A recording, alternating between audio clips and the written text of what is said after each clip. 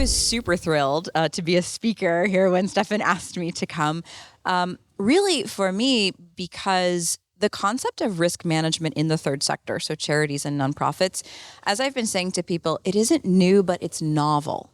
Charities and nonprofits have been managing risk as long as they've been around, but formalizing it, putting a structure around it, is something that is quite novel in the sector right now. It's being driven a lot by funders and donors, private sector partners who want to support organizations but are saying, well, show us how you manage your risk. And so I wanted to come to the conference, number one, learn a lot more from the folks that were here, which I've done a massive amount of learning, but also to share from a third sector point of view, what we're trying to do and how we're trying to improve our risk approach in a way that works for us.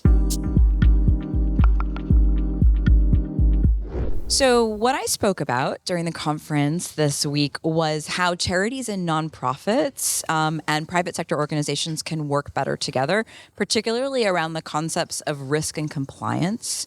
A lot of times private sector organizations want to support local charities, but they treat them like vendors instead of partners. And that can be a big problem. If you send a local charity or nonprofit your 40-question due diligence questionnaire and put them through your vendor management system, number one, you're going to scare them. And number two, they're probably not going to pass because no charitable organization establishes itself to be able to pass your vendor management quiz.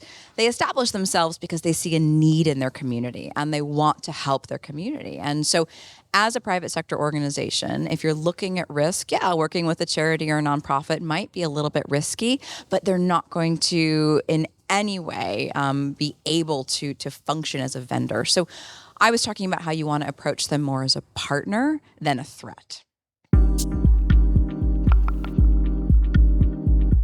I really enjoyed the sessions around captive insurance, and I am not an insurance person by any means, and I wasn't sure if they'd be relevant. But I do think that the concept of captive could be really a game changer in the third sector.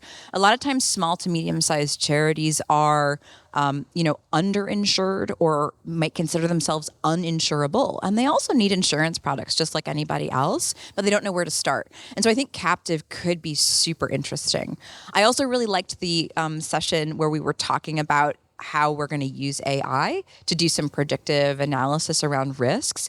And I think for the charity sector, this could also be a really amazing way for the third sector to start leading.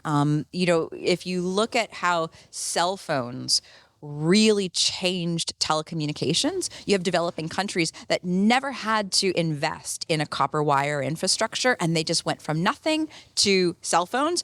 I think for AI and for risk management in charities and nonprofits, this could be a game changer, and we could just leave all of those old tools behind and really start moving into that future.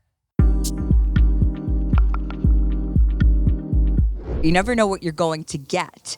The topics, while on their face, you might say, well, this doesn't relate to me. The speakers are so knowledgeable and so novel and so creative that you really are going to pick something up that you might never expect to get, and you can take it back and see how it applies. I mean, from a charity and nonprofit perspective, I never thought that the insurance topics would be interesting, but they're absolutely wonderful. So, unexpected intelligence. Those three words would be educational, entertaining, and collaborative. Networking has been amazing. So definitely collaborative.